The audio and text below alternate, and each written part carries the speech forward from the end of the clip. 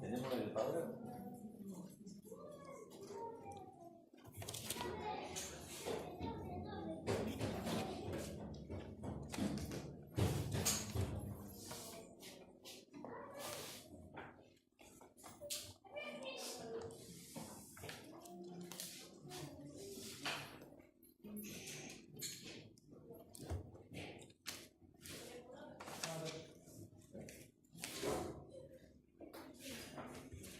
Bien.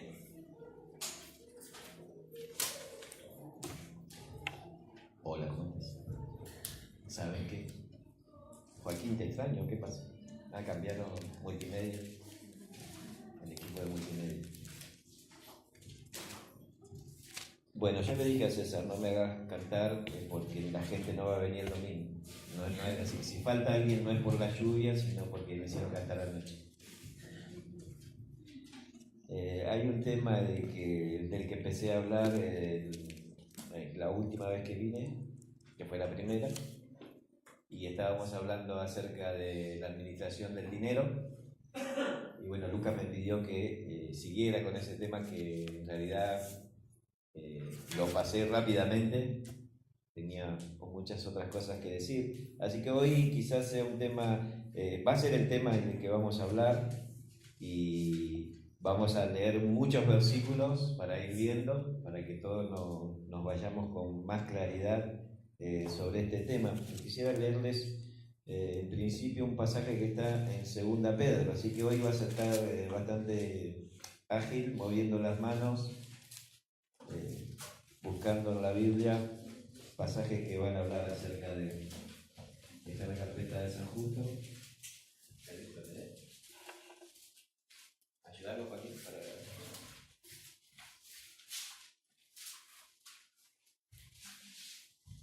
Segunda Pedro, capítulo 2.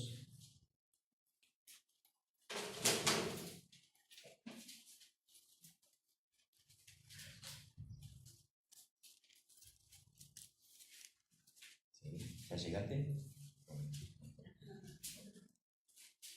Mientras se mueven las hojas, ¿viste? Ya estás sabiendo que estamos buscando. Bueno, el capítulo 2 de Pedro dice el título, en mi Biblia dice falsos profetas y falsos maestros. Y entonces empieza diciendo el versículo 1, pero hubo también falsos profetas entre el pueblo, como habrá entre vosotros falsos maestros. Acá en principio ya notas una diferencia, ¿no? ¿Por qué no dice también falsos profetas? ¿No? Porque en realidad ya no hay más profetas. No hay nadie más que tenga que decirnos una novedad o algo nuevo, porque la Biblia está completa, es decir, no necesitamos profecías, porque ya tenemos todo lo que está escrito acá. Por eso dice, hubo falsos profetas, ustedes van a tener falsos maestros, autotitulados, profetas, apóstoles y demás, que ya con el título uno tiene que entender que hay falsedad en todo eso, ¿no? Porque los apóstoles fueron 12. Y si no, lees en el Apocalipsis, mirás el muro de la Nueva Jerusalén y dice, hay 12 muros, 12 líneas del cimiento, con 12 tipos de piedras preciosas diferentes, por los 12 apóstoles. Si hubiera 15 apóstoles, como dijo una abuela en una iglesia, eran 15. Habría 15 capas de cimiento. Si fueran 20, habría 20. Pero hay 12, porque son 12. Y entonces todo lo que se autotitulan apóstoles o profetas, ya con el título vas entendiendo, esto no es, ¿no? Esto no es. Porque conocer la verdad, es decir, la idea de entender la palabra es también conocer lo que es falso, ¿no? Cuando una persona entra a trabajar de cajero en el banco, no le enseñan los billetes falsos, le enseñan primero a entender el billete verdadero. Ese es el que tiene que conocer. Entonces le ponen todos los verdaderos. Mirá, conocer los detalles del verdadero. Bien los detalles, estudiar cómo es un billete verdadero. Porque cuando veas el falso, conoces tanto el verdadero, que cuando veas el falso, cuando toques el falso, te vas a dar cuenta. Entonces eso funciona con lo nuestro también. Tenés que entender, tenés que conocer la palabra. ¿Para qué? Para que cuando alguien venga así nomás, en el toque, en el aire, no necesitas mucho tiempo. te das cuenta, esto no puede ser, esto es falso. Y entonces ya de arranque está hablando de esto, ¿no? Falsos maestros que introducirán encubiertamente herejías destructoras y aún negarán al Señor que los rescató. Es decir, dentro de su teología, de lo que están enseñando, hablan de un Salvador en el que ni siquiera creen, atrayendo sobre sí mismo destrucción repentina, y muchos seguirán sus disoluciones, y por causa de los cuales el camino de la verdad será blasfemado. Habrá divisiones a causa de sus mentiras, y la gente va a hablar mal de la iglesia, de Dios, por culpa de esta persona. Eso dice, el camino será blasfemado. Si las personas del mundo van a decir, van a hablar mal por causa de este engaño.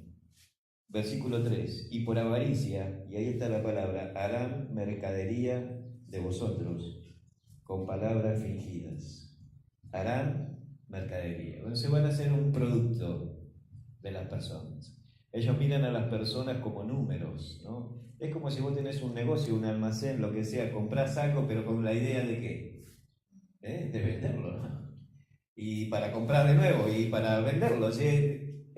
La gente que entra en estas iglesias entra de esa manera, son como productos, es decir, te están mirando como mercadería, como un número, como un valor económico, con la idea de sacarle provecho, que entre más, que salga provecho, que entre más, que salga, es mercadería, no son personas, no van a tomarte como la oveja del rebaño, como un hermano, son mercadería.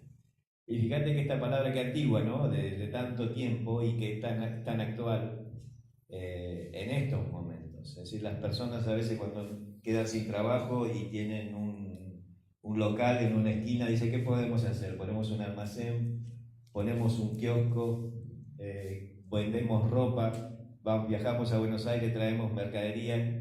Y si ponemos una iglesia, está bueno. Y entonces la iglesia es una forma más de hacer dinero, no lo están viendo como... ¿Y quién los encomendó? Nadie. ¿Qué iglesia los apoyó? Nadie. ¿Dónde fueron a estudiar? En ninguna parte. Tenían una Biblia. Tenemos una Biblia, tenemos un Nuevo Testamento, pongamos una iglesia. Total, la gente que sabe. Hagamos reuniones de oración y entonces es un negocio, ¿no? Mis compañeros de trabajo dicen, vos no te quejás de nada de lo que ganás porque vos tenés un curro, la iglesia. Entonces ellos dicen, no tenés un curro que la iglesia, ahí sacás todo lo que nosotros no tenemos. Y esa es la idea, ¿no? Del mundo. ¿Por qué? Porque hay personas que hacen mercadería. Por eso la gente habla mal de la iglesia, porque hay personas que solamente les interesa el dinero y lo que pueden recoger haciendo reuniones sin enseñar jamás la palabra. Pero cuando entendés la palabra, se te abren los ojos. Cuando ves la verdad, se te abren los ojos y decís, esto es falso, esto es un billete falso. Acá me están vendiendo algo que no es, ¿no? Otro de los pasajes muy conocidos está en 1 Timoteo.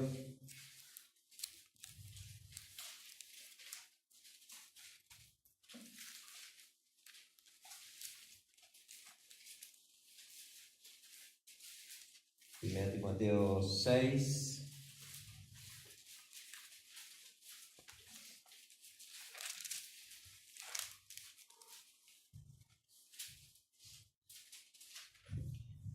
Versículo 3, dice, si alguno enseña otra cosa y no se conforma a las sanas palabras, hablamos ayer de la sana doctrina, de nuestro Señor Jesucristo y de la doctrina que es conforme a la piedad, está envanecido, nada sabe, delira acerca de cuestiones y contiendas, de palabras, de las cuales nacen envidias, pleitos, blasfemias, malas sospechas. Todo esto que tiene relación con el dinero, ¿no? Disputas necias de hombres corruptos de entendimiento y privados de la verdad. ¿Ves? No conocen la verdad, solo viven en lo falso. Que toman la piedad, fíjate, como fuente de ganancia. Apártate de tales. Tomaron todo esto, el lenguaje evangélico, ¿no? Toman versículos de la Biblia para aplicarlo a situaciones de prosperidad. Y las iglesias que predican un evangelio de prosperidad, es decir, ¿cuál es el evangelio de prosperidad? Vení y hacete rico, ¿no? Vení y sanate para siempre. Vení a la iglesia y vas a tener dinero, vas a tener trabajo, vas a tener salud. Pare de sufrir. Y entonces la iglesia universal es un tremendo negocio, nada más que un negocio. Y te lo digo de personas de pastores que han salido de ahí para dar testimonio, diciendo que estábamos en un negocio, nos enseñaban a vender. Íbamos a un seminario que no era para estudiar doctrina, era para enseñar a vender y hacer dinero. Teníamos que conseguir tanto dinero en cada campaña y después nos peleábamos entre nosotros por el dinero, porque había que repartirlo y mandarle al jefe. Es una empresa, es un gran negocio de hacer dinero. Y entonces tenés que entenderlo. Usan a la piedad, dice el versículo 6, el 5, toman la piedad como fuente de ganancia. ¿Qué tenés que hacer? Apártate de tales. Pero gran ganancia, y aquí aplica la ganancia verdadera, es la piedad acompañada de contentamiento. Porque nada hemos traído a este mundo y sin duda nada podremos sacar. ¿Cuál es la ganancia verdadera? Bueno, estar satisfecho con lo que tenemos. Es llegar a triunfar sobre el dinero, ¿no? Así que teniendo sustento y abrigo estemos contentos. Es decir, si tenemos de comer, si tenemos de vestir, estemos contentos, ¿no? Pero yo quiero tener más, quiero tener un capital en el banco. No sé, a mí me quedan 30 pesos en el banco. ¿Cuánto nos queda? No hay... El día, ¿no? Si tenés para el día y llegás a estar feliz teniendo para el día, esa es la gran ganancia que podés tener toda la vida. Lo que nos enseña el Señor es contentamiento, no enriquecimiento, contentamiento. Pero yo soy un hijo del Rey, ¿no? Yo soy un hijo, y todo ese mensaje, ¿no? Te queda, es una mentira, ¿no? Un muchacho salió y fue a hacer dedo porque decía... tengo que viajar a tal parte y soy hijo del rey y alguien me va a llevar. Y pasó una de esas chatas y los quiso llevar y el muchacho dijo, no, yo soy hijo del rey. Y a la tarde pasó un tractor y lo quiso llevar y dijo, no, yo soy hijo del rey. Y esperaba que, no sé, que cual venga, un Audi, no sé, un Ferrari. Y llegó la noche y nadie lo llevó. O sea, decía hijo del rey, no, y Dios le mandó esa chata ahí, tenía que ir al tractor. Pero pero el mundo está con esta locura y tantos falsos maestros enseñando la doctrina de la prosperidad y que sos hijo del rey y por eso no podés estar enfermo. Si estás enfermo, estás en pecado, porque no puede ser uno. O si estás sufriendo problemas, estás en pecado, estás mal. Y están sacando demonios de todas las cosas, ¿no? De todas partes entienden que hay un demonio, es la idea, ¿no? De hacerle creer en una cosa falsa. Versículo 9, porque los que quieren enriquecerse, ves enriquecerse del dinero, caen en tentación y lazo y en muchas codicias necias y dañosas que hunden a los hombres en la destrucción y perdición. Porque raíz de todos los males es el amor al dinero, el cual codiciando algunos se extraviaron de la fe y fueron traspasados de muchos dolores, ¿no? El origen de todos estos trastornos es la idea de enriquecerse, ¿no? Pero cuando mirás al verdadero Hijo de Dios, a Jesucristo que vino, Él no tenía nada propio. Y si alguien quiere parecerse a Él, tiene que vivir una vida como la de Él, ¿no? Él nació y se acostó por primera vez en una cuna prestada, que no se la prestó ningún niño, sino una vaca o un burro. Era un pesebre, era el lugar donde se ponía el alimento, ¿eh? Y entonces fíjate, ¿no? No tenía un hogar, era un establo, así que era también algo prestado. La ropa se la habían hecho de una sola costura, dice la escritura, era un regalo. O sea, él estuvo en una tumba que también murió y era una tumba prestada, era la cruz de otro y él, o sea, él no tenía nada propio, ninguna propiedad, ¿no? Y cuando alguno quiso seguirlo por lo que podía tener de él, él dijo, bueno, las zorras tienen guarida, las aves de los cielos nidos, pero el Hijo del Hombre, el Hijo de Dios, no tiene ni una almohada donde apoyar la cabeza. Es decir, no me sigas por lo que vas a conseguir.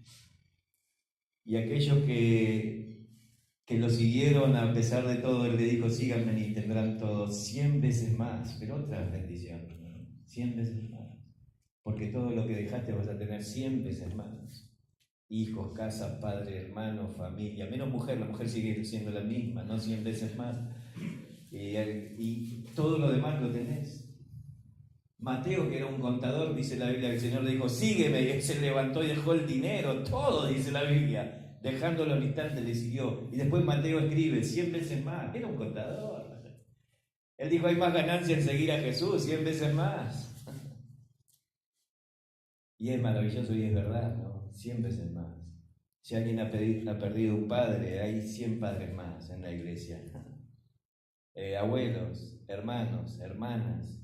Y vas a un lugar y vas a otra iglesia y vos sos de la casa, siempre te quieren, te reciben como de toda la vida, así como puede ser, recién llego. Pero nos une una sangre mucho más poderosa que la humana, la sangre de Cristo. Y entonces te hace partícipe de una familia mucho más grande, 100 veces más.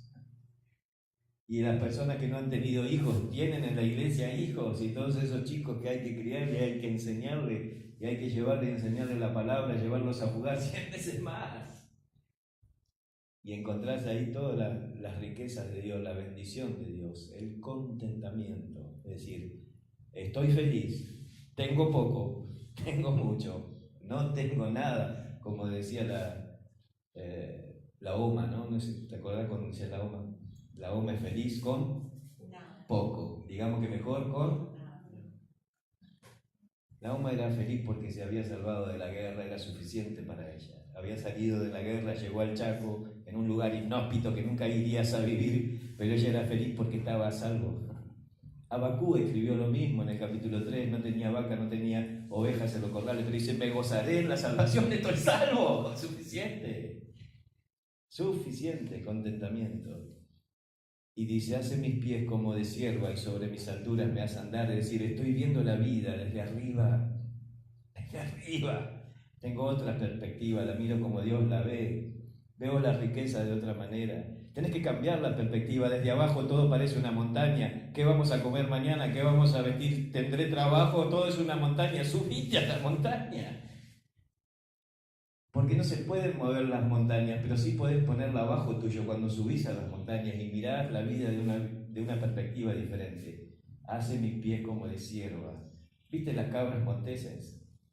Yo he seguido cabras monteses, me acuerdo, en una quebrada ahí en La Rioja y quería alcanzarlas, nunca las alcancé, me hacían burlas, no se me mostraban y cuando iban estaban más arriba. Tienen las patas de una manera que se prenden en las piedras y van saltando. Y dice, así hacen mis pies, Señor, me hace estar arriba de los problemas, confiado, y aunque no tenga ninguna cosa material, lo tengo a Él. Esa es la promesa que el Salmo 23 hace. Jehová mi pastor. La palabra que sigue en el hebreo es no, pero la hemos traducido nada. Algunos de los primeros rabinos pensaron que nada era mejor por lo material, pero nunca dijo nada. No dice nada me faltará, sino que dice Jehová mi pastor, no me faltará. Él no me faltará. Porque sí voy a tener angustia, sí voy a tener necesidades, sí voy a sufrir enfermedades, pero Él no me faltará. Y como Él no me falta, estoy satisfecho y estoy contento, estoy a salvo porque estoy con Él. ¿Ves? Esa es la perspectiva, esa es la enseñanza de la verdadera doctrina, de la verdadera piedad, es el contentamiento, el estar feliz, aprender a estar feliz con poco, con nada, con no, pero estoy a salvo, qué bueno. Está el rancho ahí tirado de quebracho, las cosas, las herramientas oxidadas, estoy feliz igual, porque estoy a salvo. Y eso es como nosotros tenemos que ver la vida. ¿Sí? ¿Lo tenés, Paula? Ah, gracias por avisar. Me dijo Joaquín que lo había grabado.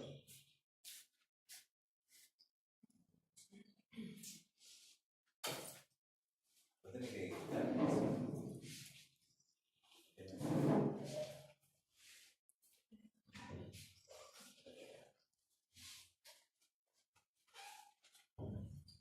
Bueno, media hora más y arrancamos.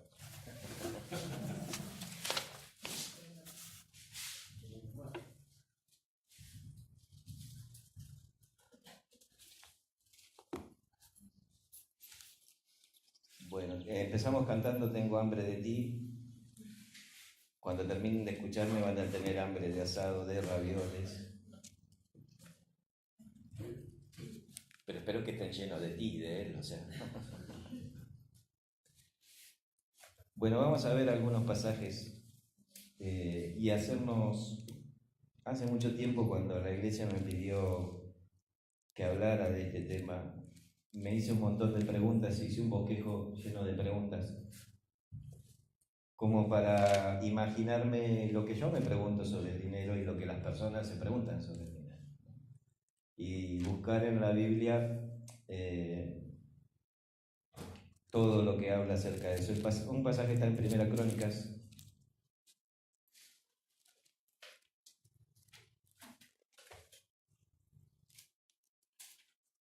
Crónicas es el libro preferido de los periodistas. ¿Nunca viste Crónicas? Pero Números es el libro preferido de los contadores. Y Lamentaciones de los jubilados.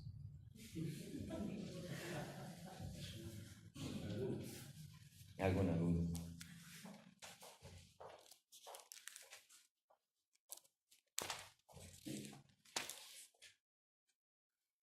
Primera Crónica, capítulo 29.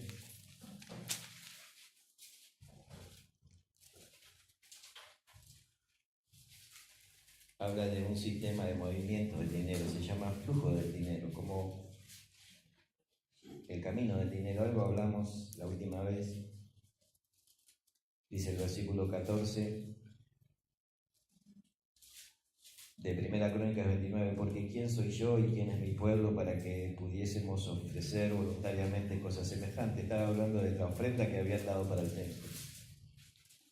Y dice, pues todo es tuyo, y de lo recibido de tu mano te damos. Y ahí ocurre un círculo, un flujo del dinero. A veces pensamos que el dinero es algo que nosotros tenemos, que nosotros conseguimos y se lo damos a Dios para que Dios después nos devuelva. Pero acá empieza el flujo en otra parte, no empieza en nosotros. ¿Dónde empieza? En Dios. Así que es Dios el que nos dio el dinero y otra vez se lo damos a Dios y Dios lo devuelve al dinero para que se lo demos a Dios. Y es un continuo fluir del dinero. ¿Nos llega? Bueno, entonces vamos a empezar mirando, una de las preguntas es, ¿para qué? Es decir, ¿para qué ofrendamos? ¿Dios necesita dinero? ¿Dios se maneja con dinero? ¿Hay monedas y bueno, pero Dios tiene en el cielo no hace falta, pero en la tierra sí hace falta, ¿no? Y entonces, ¿por qué en el reino de Dios que Él establece en la tierra hace falta el dinero para que funcione?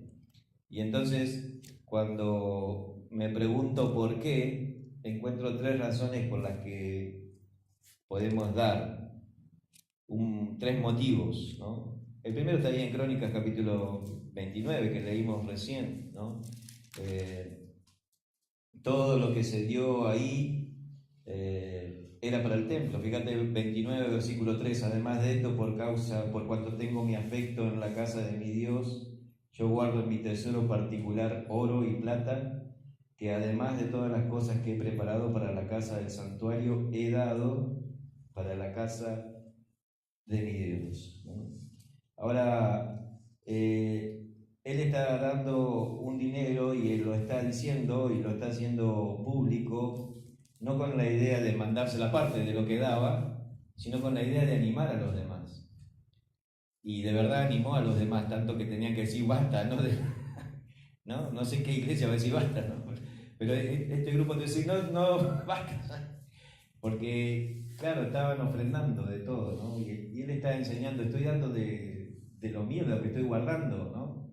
No estoy dando de lo que me sobra, sino de lo que me hace falta y lo estoy entregando para Dios. Pero es interesante cómo empieza, ¿no? Porque tengo, que dice el versículo 3, ¿qué tiene Él en la casa de Dios? ¿Mi? No. ¿Por qué da? Porque tiene su afecto, ahí está, ¿no? En la que dice, amo. Y bueno, ahí tenés no solo un motivo, sino también un móvil, ¿no? Una motivación por la que dar. Amo, amo a Dios. Es decir, que si uno no ama las cosas de Dios y no tiene por qué dar. Pero porque amo a Dios, porque amo al Señor, entonces doy. A veces no hay ninguna obligación en dar. La única obligación es la misma motivación de tu corazón, porque amas a Dios. Y entonces dio de lo que tenía, dio de lo que había preparado, y cuando dio todo de lo que había preparado, todavía dijo, me queda algo más. Y lo doy para Dios. ¿Alguien vio la película La lista de Schindler? ¿La viste? Cuando termina la película, es un alemán que le dio trabajo a 600 judíos para salvarlos de la muerte, ¿no? Y cuando termina y está al final de la guerra, ya termina y todos sus empleados son libres, él mira su auto que había quedado y dice, ¿cómo no lo di a este auto también? Me hubieran dado 2 más. Y se mira el anillo, me hubieran dado 4 más, o por lo menos uno. Es decir, entiende de que hasta lo tan íntimo como el anillo de bodas podría haber dado para salvar. Esa es la idea de David, ¿no? Porque amo a Dios.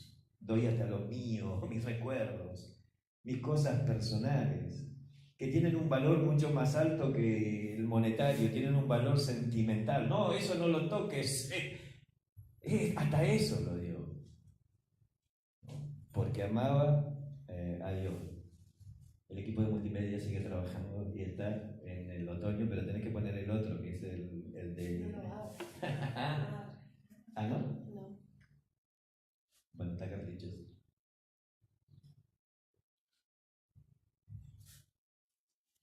Bueno, entonces seguimos acá. La primera razón es para el mantenimiento del templo. Tenemos que dar para el mantenimiento del templo, ¿no? Para lo que está, mantener este lugar, la construcción, todo lo que se está haciendo. ¿Ves? Acá tenés una razón bíblica para dar, para todos los gastos que hace el templo, el lote, todo lo que tiene que ver con la luz, con los gastos. Para eso se da. Debo decir, para Dios sí, para Dios. Dios tiene gas y usa todo lo que... Las garrafas es para Dios, ¿no? Porque son los hijos de Dios. Otra de los motivos para dar es para ayudar a los necesitados. Romanos capítulo 15.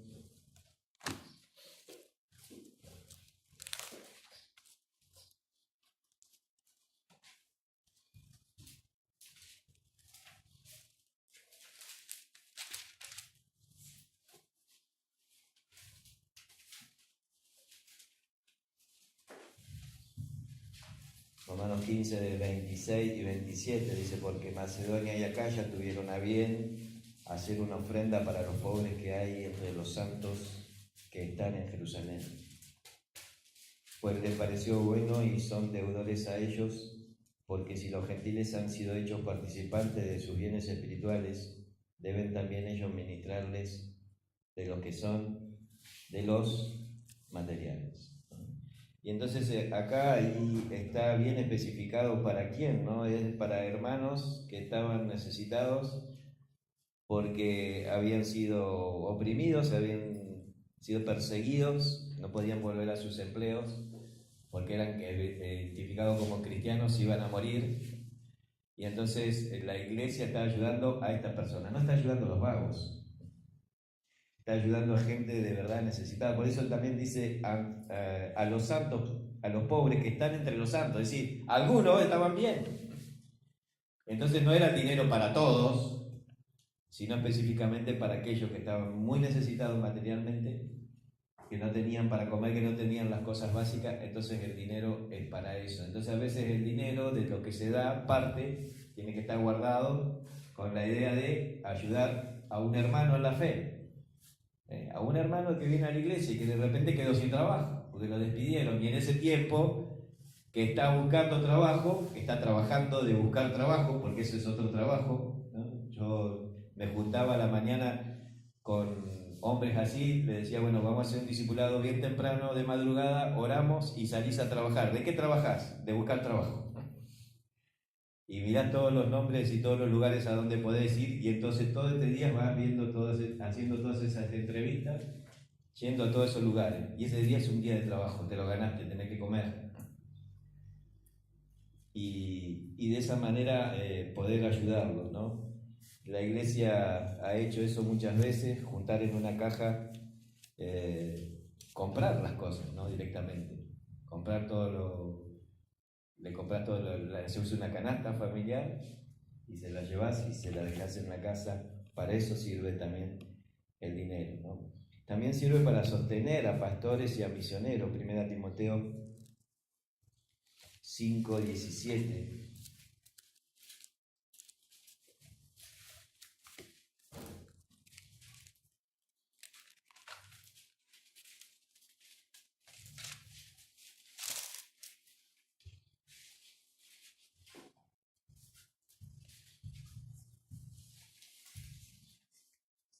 Dice: los ancianos.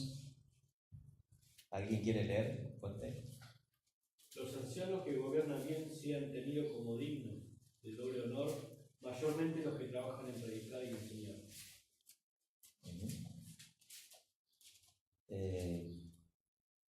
Algunos dicen que, bueno, predicar y enseñar no es un trabajo. Ja, ja, ja. Si vas a hablar palabrería, no, sí, más vale. Pero si vas a enseñar la palabra y lo vas a hacer con seriedad, es un trabajo, ¿no?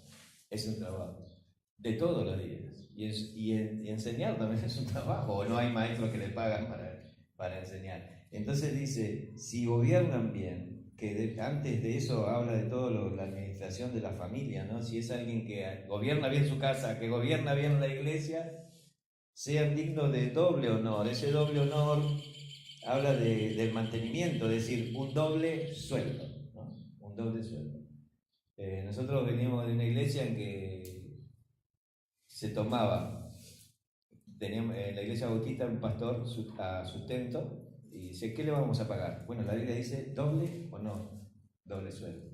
Se tomaba como valor lo que cobraba un empleado de comercio, cobraba 10.000, bueno, ¿cuánto tenemos que pagarle? 20. Y todos los pastores en la iglesia bautista funcionan así.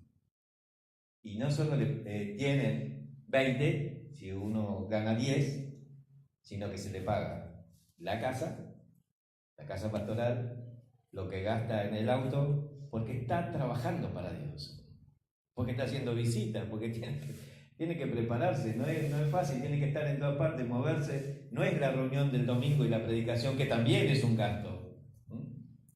Yo gasto 5 horas a 6 por día para estudiar, para prepararme, para estar listo. Yo fui a un seminario, yo estudié 4 años en un seminario, pero eso no es suficiente.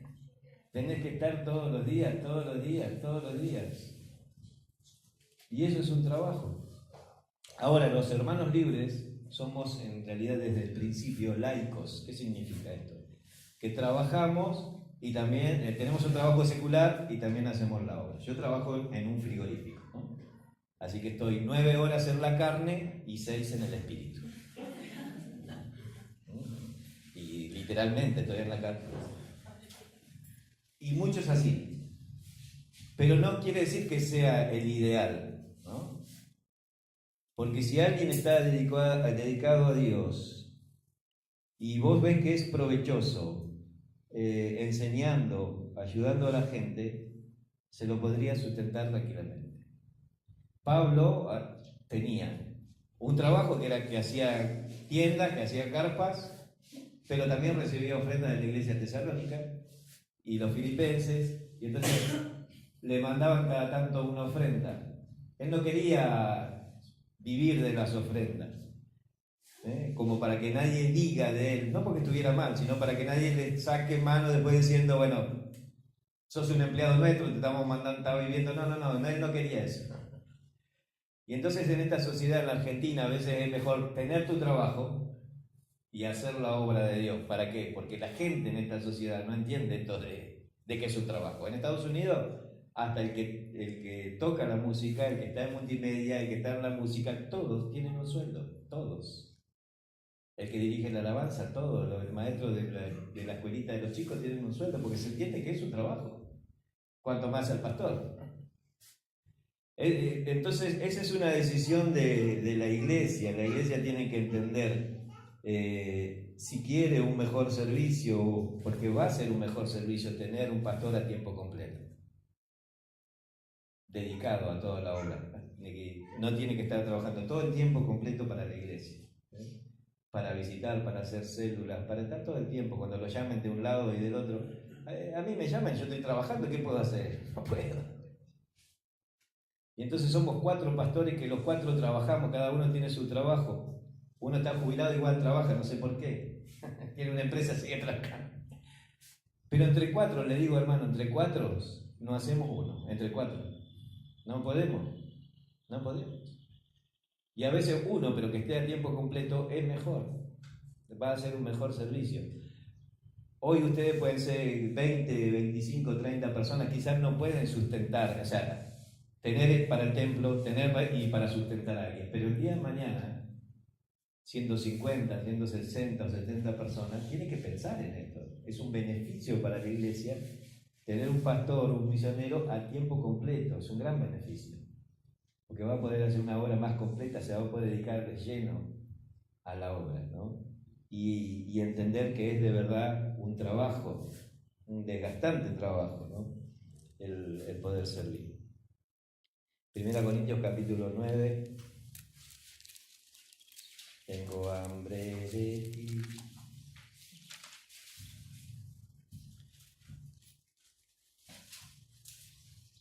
Bueno, estos de multimedia no hay que pagarles, ¿viste? Porque no hacen. Hay que cobrarles a ellos porque. No.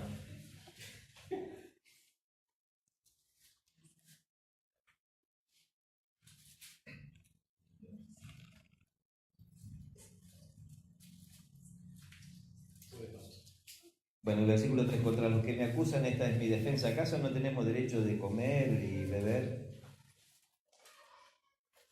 Habla de comer y beber, de que tenemos en la iglesia. No tenemos derecho de traer con nosotros una hermana por mujer, como también los otros apóstoles y los hermanos del Señor. Y Cefas, que Pedro, es decir, Pedro servía y aparte iba con la mujer sirviendo, ¿no?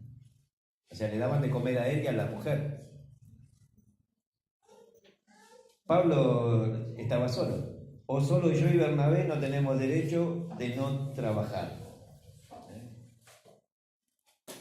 ¿Tenían derecho o no de no trabajar? Sí, tenían el derecho de ser sustentados por la obra, pero ellos preferían trabajar. Y como trabajaban, ellos trabajaban para que no hablen mal de ellos. Y hablaban mal de ellos porque trabajaban. Es decir, nunca vas a dejar conforme a nadie. Y a veces uno dice, no, yo no quiero ser sustentado para que la gente no hable mal de mí, para que no digan que soy un empleado. Y no, si la iglesia te quiere sustentar y te quiere todo el tiempo, deja que la iglesia lo haga. Porque para hablar mal siempre va a haber motivo, ¿no? Siempre van a encontrar un motivo para hablar mal de algo. Y lo que nosotros tenemos que hacer no es para agradar a las personas, sino para agradar a Dios. Dice el versículo 14, versículo 13, ¿no sabéis que los que trabajan en las cosas sagradas comen del templo? Y los que sirven del altar participan, es decir, los que hacían los sacrificios de los animales, comían de eso, flor de asado. Así que vivían comiendo asado todos los sacerdotes, mataban al animal, pero ellos también comían de ahí. Así le había ordenado el Señor. Pues el versículo 14, así también ordenó el Señor que los que anuncian el Evangelio, que vivan del Evangelio. ¿Ves? Y entonces tenemos que pensar que parte del dinero de eso que nosotros ofrendamos es para sostener a nuestros pastores. ¿Y cuánto le vamos a dar? El doble. Porque se lo merecen. Esto voy a predicar más en mi iglesia, si me salgo. Mateo capítulo 10.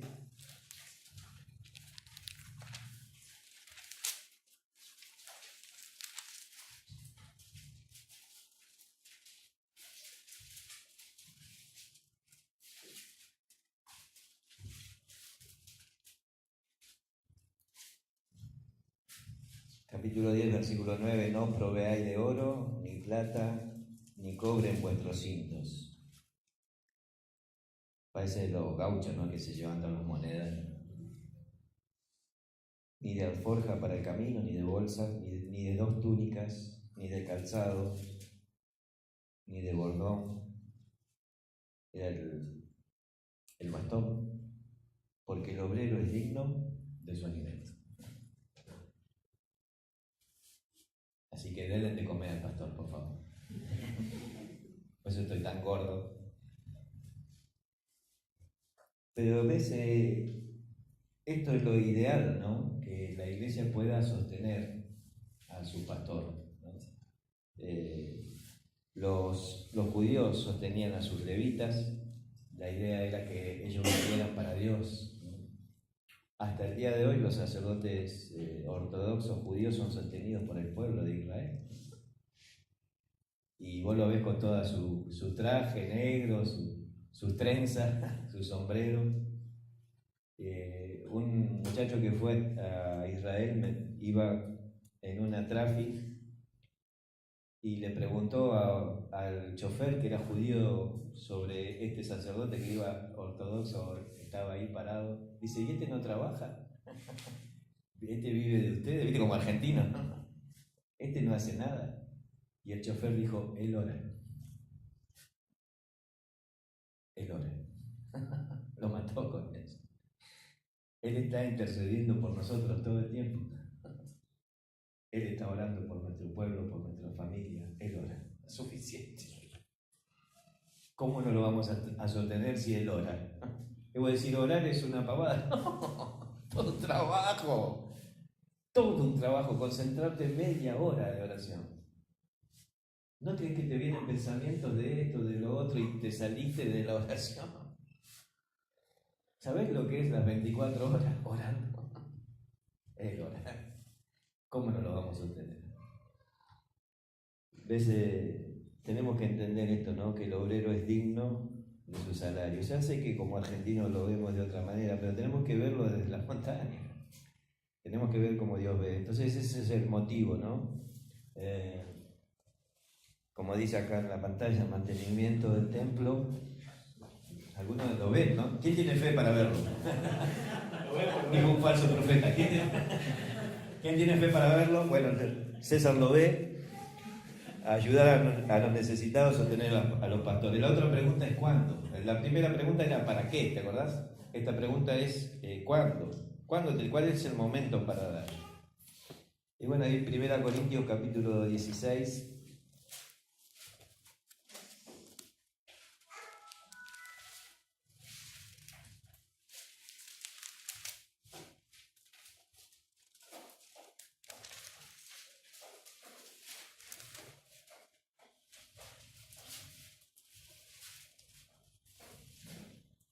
Dice en cuanto a la ofrenda, capítulo 16, versículo 1, dice en cuanto a la ofrenda para los santos, haced vosotros también de la manera que ordené en las iglesias de Galacia. Él le había dado una orden, no era para él porque él lo merecía, él lo necesitaba, era digno, pero él no lo quería de alguna manera. No quería ese mal comentario que no tenía por qué ser. Cada día, cada primer día de la semana, cada uno de vosotros ponga aparte algo según haya prosperado, guardándolo para que cuando llegue se recoja. Entonces él dio esta orden que seguramente se siguió y se sigue hasta el día de hoy. Que era el primer día de la semana, o sea que uno pregunta ¿cuánto tengo que dar? Bueno, acá te dice específicamente, guardá lo que ganaste, aparta algo de lo que ganaste en la semana y lo das ¿cuándo? ¿Qué día? El domingo. ¿Cuál es el primer día de la semana? El domingo. Y entonces ese sería el día en que uno tiene que ofrendar de lo que había guardado, si hay un orden. Ahora vas a esa iglesia que los jueves ofrendas, los miércoles ofrendas, el sábado ofrenda. Y bueno, vas y dice, ¿qué pasa acá? O voy a una conferencia y bueno, y a la mañana y se levanta una ofrenda, a la tarde se levanta otra ofrenda. ¿Qué está pasando? No hay que aprovechar, vinieron muchos hermanos. Hay hermanos de todas partes, vamos que hacer que ofrenden. No tenés que ser tan abusivo. Es el primer día de la semana. Pongamos un orden, ¿no? Porque si no las personas dicen, cada vez que vengo hay una ofrenda, entonces quizás sienta una obligación de dar, y no tiene por qué dar por obligación, porque ¿cuál era la idea? ¿No? El afecto, ¿no? Porque amo lo que doy, porque amo a quien lo doy. Entonces Dios ha preferido que tengamos un orden. ¿Cuándo? ¿Qué momento? El primer día de la semana. Eso es cuando la iglesia está ordenada. Ahora si vos vas a otro lugar y ellos se reúnen un miércoles, vos decís, yo no ofrendo, porque se levanta la ofrenda, ¿no? Pues si no, yo no ofrendo porque yo ofrendo los domingos nomás. Pero domingos no estamos. En ese caso vas a ofrendar un miércoles, un martes. ¿Me entendés lo que te digo? Es según te vas acomodando al lugar. Pero en un lugar donde hay reuniones de lunes a domingo, no podés pedirle la ofrenda de lunes a domingo. Podés animarlos a ofrendar para cuando sea el día de la ofrenda, ¿no? Pero no todo el tiempo. Fui a una iglesia un viernes y la idea era un día de semana, me habían invitado para enseñar y se había llenado la iglesia, muchísima gente, y dijo algo gracioso el que estaba dirigiendo y la gente se reía, y entonces dice, ¿quién está alegre? Y todos levantaban la mano y dice, bueno, Dios ama al dador alegre, tienen que dar ahora. Y te cambió todo. Yo estaba triste, ¿viste? Porque me miraban, no, yo no puedo ofrendar si no estoy alegre. Pero era una reunión para enseñar doctrina, no tenía nada que ver, hicieron música, hicieron todo eso y levantar. Y me molestó tanto, ¿no? Porque hay como, ¿viste? El aprovechamiento, ¿no? Y entonces no tenés que ser abusivo. Si acá nos ordenó el primer día de la semana, y en esa iglesia hay reuniones los domingos, ¿no? Y hay reuniones los sábados, ¿por qué el miércoles? ¿No? Y obligarlo a la gente a reírse y después, ahora, ¿estás contento vos? No, el momento es este. Si tenés un orden en la iglesia, este es el momento, ¿no? De traer tu ofrenda, de todo lo que estuviste preparando para toda la semana. El monto, la otra pregunta es ¿cuánto? La primera era ¿para qué? La segunda ¿cuándo? La tercera ¿cuánto? Es decir, ¿cuánto es lo que tengo que dar? Bueno, uno podría dar el 10%, y eso cuando hablan del diezmo, Génesis 28.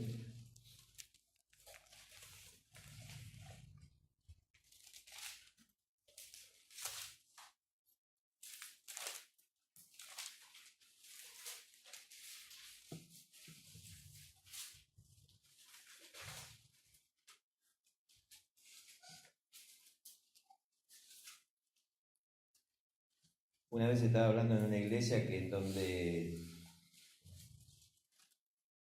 en donde era una obligación diezmar, ¿no? Y se hacía un seguimiento de las personas, tenía que mostrar el sueldo, lo que ganaban, entonces los pastores te decían, bueno, de este dinero el diezmo es tanto. Y después lo ponían en una placa, en un vidrio que había en la entrada, y Juanita Arce, tanto diezmo, y estaba, ¿viste? Y así iban todos los nombres, terrible, ¿no? Terrible. Mi mamá estaba abajo, ¿viste? De 5 pesos. Mamá, digo, subí un poco. Porque era, ¿viste? Hasta vergüenza, ¿viste? Porque ¿cómo vamos a ofrendar tan poco? Que si no tenemos más que... Y quizás como la viuda, ¿no? Quizás dio en esos 5 pesos más que los demás, porque no tenía un sueldo fijo. Pero, y yo le digo, el diezmo es parte de toda la ley que dio Moisés. Y entonces este defensor del diezmo, este pastor que veía a las personas como diezmo, cuando se iba mi hermano de la iglesia decía, ay, se me fue un diezmo. No se le fue un hermano, se le fue un diezmo. En el cálculo decía, bueno, se me fue tanta cantidad de plata. Y no sé cómo hacía, pero de todos los mensajes que él predicaba, siempre predicaba el diezmo. O hablaba de la mujer samaritana, en un momento metía el diezmo. Hablaba de saqueo en el árbol, metía el diezmo. No sé de lo que hablaba, del pez que sacó Pedro, y a veces el diezmo estaba en la boca, y hasta si el pescado pagó el diezmo, ¿por qué no vamos a pagar? Y había una exageración, o sea, no había un domingo en que no hablara de que el diezmo y que le están robando a Dios, porque y toda esa locura, ¿verdad? Con ese tema. Y entonces,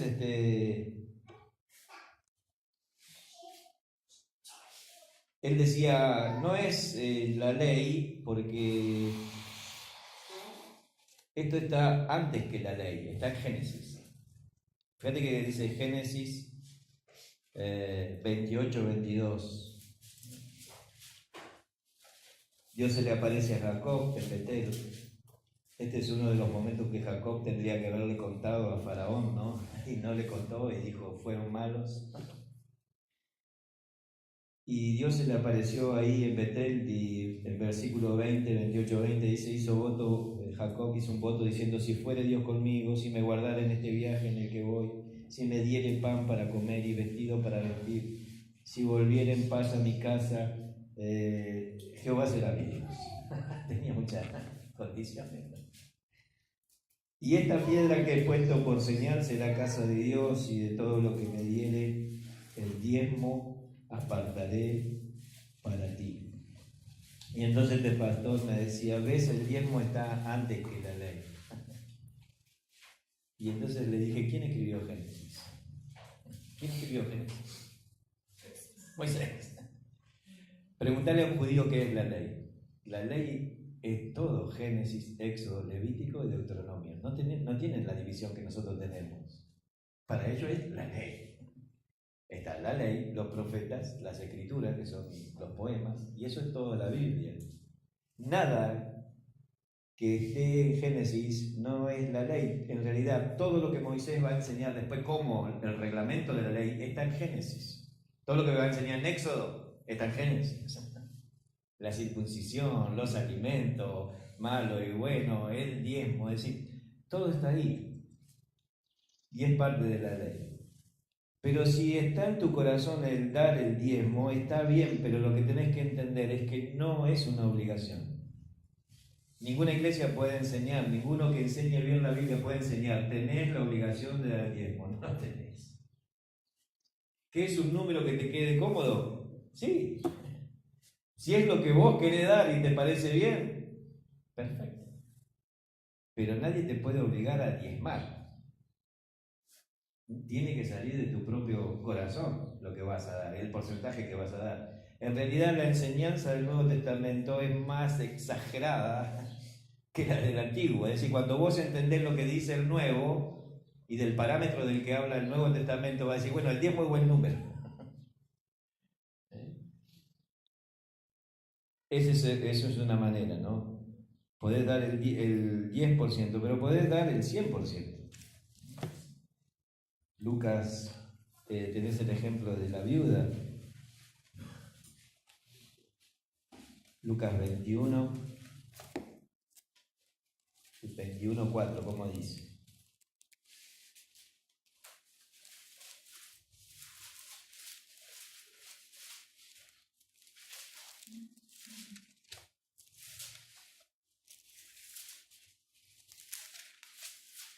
¿Hasta qué hora tengo? ¿A qué hora paramos? 10:30 vamos a un desayuno. No, me quedan 5 minutos. Bueno, vamos a terminar con este punto. De hecho, Lucas, 21:4. ¿cómo dice? Porque todos aquellos que echaron para las ofrendas de Dios, de lo que les sobra, más esta de su pobreza echó todo el sustento que tenía. Entonces, ¿cuánto dio ella? ¿El 10%? El 100%. El 100%. Entonces, ¿todo en qué está? Lo que uno quiere. Ahora, todo lo demás daban de lo que les sobraba y podrían haber dado el diezmo, pero ella dio el 100%. Entonces, en el valor de lo que uno da, no está por lo que entrega, sino por lo que te queda. Si lo que Dios valora es lo que te queda más que lo que diste. Y a ella no le quedó nada, ¿no? Ahora Dios la alabó por eso. Es decir, si Dios la alabó, significa que Dios la iba a sostener, ¿no? que Dios la iba a sustentar, porque el dinero fluye así. Dios nos da el dinero, nosotros le damos a Dios, Dios nos da el dinero, nosotros le damos a Dios. Es la manera en la que funciona. No es que pobrecita dio todo. No, dio todo, lo quiso dar. Y Dios la sostuvo. Tampoco nadie la obligó a esta mujer a dar. Lo sorprendió a todos. Lo hizo de su corazón. Pero no sorprendió a Dios, que Dios está mirando el corazón, no la cantidad. Entre el 1 y el 100% puede ser otra cantidad, ¿no? 2 Corintios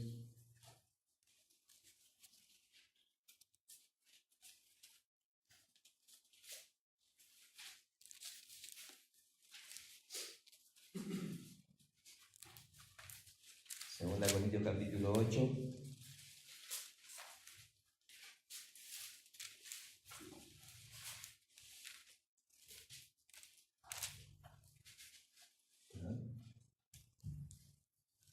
Gracias por venir. Capítulo 8, versículo 12. Porque si primero hay voluntad dispuesta, será acepta según lo que uno tiene, no según lo que no tiene. ¿Cómo podés ofrendar lo que no tenés? Porque a veces uno se compromete y se endeuda. No es la idea que te endeudes. Según lo que ganaste, no es lo que no ganaste. No tenés que ofrendar tampoco dinero prestado, sino lo que uno tiene. Y entre ese porcentaje está entre el 1 y el 100%. Entonces tenés a alguien que dio el 10%, que lo querés dar el 10%, da el 10%. Otra mujer dio el 100%, que da el 100, da el 100. Pero si te querés dar entre el 1 y el 100% también. Es decir, es una decisión de lo que uno tiene y lo que quiere dar. Ahí nomás, capítulo 8, versículo 3. El 12 hablaba de la voluntad. El 3 dice, porque doy testimonio de que con agrado han dado conforme a sus fuerzas y aún más allá de sus fuerzas. Esta palabra da a entender que aún dieron de lo que ellos tenían, como la viuda, ¿no? Que le quedaba como para vivir. Bueno, ahí dieron de todo eso. Pero lo dieron como, ¿con qué? Con agrado. Es decir, que la ofrenda va teniendo sentido cuando uno la hace por afecto, cuando lo hace con voluntad dispuesta, quiere hacerlo, quiere dar. Y con agrado, decir, hay un disfrute en dar. Porque si dar te produce tristeza, no tiene ningún sentido. La cantidad no tiene ningún sentido si no das con agrado. No tiene valor para Dios, porque Dios va pesando el corazón. La voluntad, la capacidad y el corazón. Ahí cerca, 2 Corintios 9.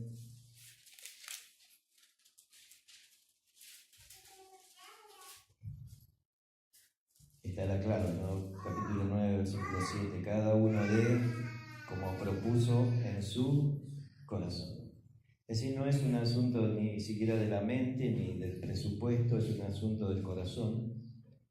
Es un asunto de una decisión motivada en las emociones que tienen su acento en el afecto a Dios, en la voluntad para servir a Dios, en el agrado en que se hace, en el disfrute de estar en la iglesia, de compartir. Cada uno dé como propuso en su corazón, no con tristeza, es decir, si te duele, no lo des. A veces algunos hermanos meten la mano en la bolsa para sacar, no para poner. Como es oscura, vos no ves qué pasa y dices, Señor, necesito. Pero tenés que dar con agrado, como el corazón decidió, porque Dios ama al dador alegre. Y ahí está el versículo que nos dijeron, esa que nos hicieron reír. Dice, si usted está alegre, tiene que dar. Está mal aplicado. Dios ama al dador alegre. De eso Dios está disfrutando cuando damos. Entonces, ¿quién define el monto? Es decir, ¿quién define la cantidad?